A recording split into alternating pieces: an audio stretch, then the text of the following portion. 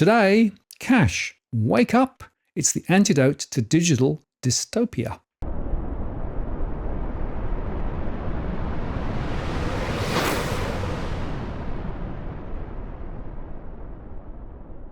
Hello again, it's Martin North from Digital Finance Analytics, world latest post covering finance and property news. Well, last week we got a glimpse of the vulnerability of global IT systems, including payment systems. The latest and perhaps most significant of a chapter of accidents ranging from bank systems going down through to disruption from floods and fire when only physical payments in cash were accepted.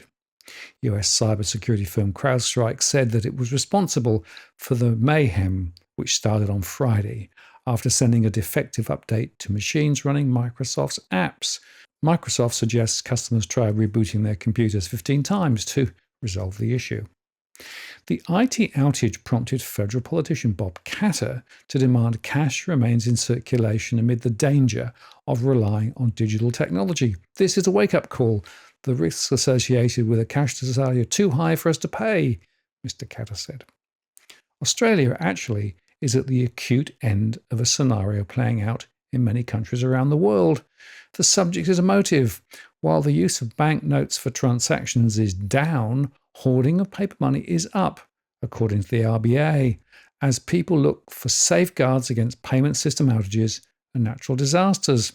In the meantime, the value of mobile wallet transactions in Australia hit $93 billion in 2022, up from $746 million in 2018. That's a significant surge, according to the Reserve Bank. Amplifying the trend in Australia are two factors: the highest use of card payments in the world and a landmass 2/3 the size of the US, across which 44% of all bank branches are outside the major cities, a proportion that has only grown relative to the contracting urban footprint. Altogether, it adds up to a sprawling network that delivers an ever-decreasing return on logistical costs. But let's be clear, cashless equals repression, and digital repression is complete once you add in digital IDs and personal scores and central bank digital currencies. See my recent show, Digital Tyranny, another step closer as digital ID bill is passed. According to a recent survey online titled Cashless Future 2024, while fewer payments may be being made by cash these days, Australians are still expressing serious concerns about heading towards a cashless society. 7 in 10 say they're concerned, while 2 in 5 Aussies are extremely concerned about notes and coins becoming relics. That's according to new research from payment technology company Wave, which found that 63% of Aussies are concerned the move would exacerbate economic inequality. It found 58% hold concerns because they're worried they will pay more in banking and card fees, and 42% don't trust financial services to operate ethically in a cashless society. Even cash nostalgia plays a role in our reluctance to go completely cashless, with 42% believing they will miss the opportunity to handle the notes and coins in their hands. While this feeling is highest among baby boomers at 49%, it's still significant among millennials at 37% and even Gen Z at 38%. Whether you're younger or older, the psychology around cash is unique, Wave CEO Ben Zile said. We like the feel of it, the sense of control, and we tend to spend less when we pay in cash. There are pockets of society, the elderly, outback towns, and those without bank accounts, that would be acutely impacted. Actually, about 7% of the country remains high cash users, according to the RBA, and about 6% of this group report that they would experience a major inconvenience or genuine hardship if cash were no longer available, equating to more than 1 million citizens. The recent parliamentary inquiry into regional branch closures recommended that the government adopt a policy recognising the essential service that cash access provides. We're still waiting to hear from the government on that one. There were actually 424 bank branches closed in the year 2022 to 23, and that includes 122 branches in regional remote areas, according to APRA. It said those closures meant branch numbers had declined by 34% in regional and remote areas and 37% overall since the end of June 2017. And there was also an 11% reduction in the number of ATMs, with more than 700 cash machines removed. Since 2017, Australia has seen a staggering 60% decrease in operational ATMs, leaving fewer than 6,000 cash machines across the country. The Reserve Bank has already responsibility for getting cash into the system, but then where the cash goes from there is, well, frankly, murky. We place a high priority on the community having a reasonable access to cash, a spokesman for the Reserve Bank said. The RBA supports the ongoing provision of cash services in Australia. The ACCC has actually given interim approval to the multi-million-dollar deal to ensure that Armaguard can continue distributing cash across the country. Australia's big four banks, ANZ, Commonwealth, NAB and Westpac, teamed up with four of the largest retailers, Wesfarmers, Coles, Woolworths and Australia Post, to help the cash transport distributor stay in business. The $50 million deal, finalised on June the 24th, will be in place for just 12 months. The ACCC has approved only the financial part of the deal, as the ABA banks and retailers want to assess operational, sustainability and efficiency measures across services under their respective service agreements and with Armaguard's cash in transit business. The parties are also seeking to develop, but not implement, an independent pricing mechanism in respect of their cash service agreements with Armaguard. At this time, we've only provided interim authorisation on the financial support aspect of this package, acting ACCC Chair Mick Kew said. We consider that the financial assistance to Armaguard increases the likelihood of a more sustainable supply of wholesale cash distribution services, as well as access to cash by businesses and members of the public across Australia.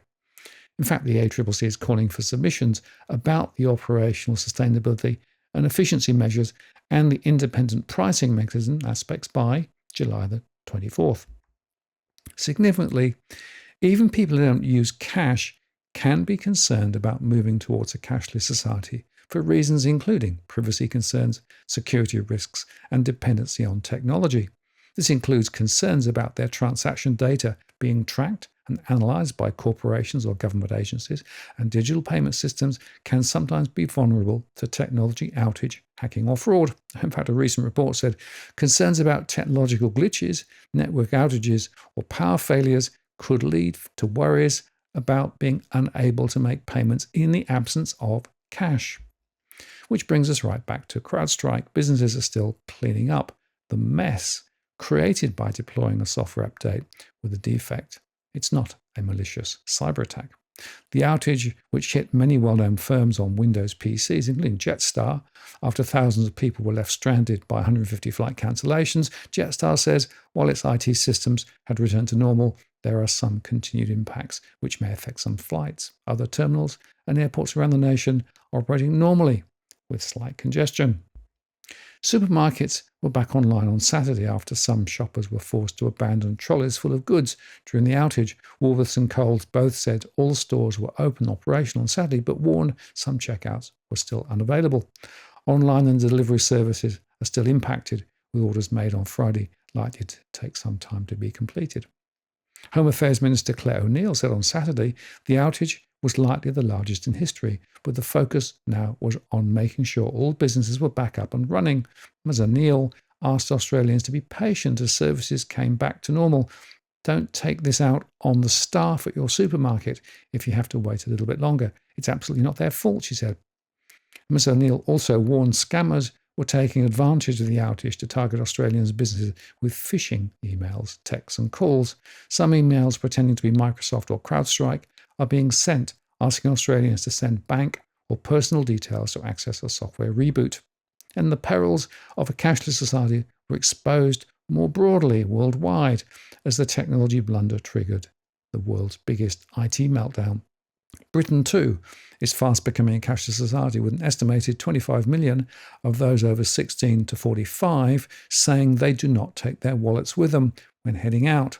It's also been harder to take out cash, with 23,000 cash machines expected to shut down by 2030. In what was dubbed a digital pandemic, the glitch in the software update sparked global chaos as computers crashed in shops, banks and hospitals.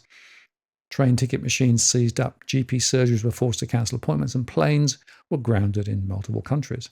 The havoc showed the danger of a cashless world, with almost half of Britons now leaving the house with only their phones as a means of payment.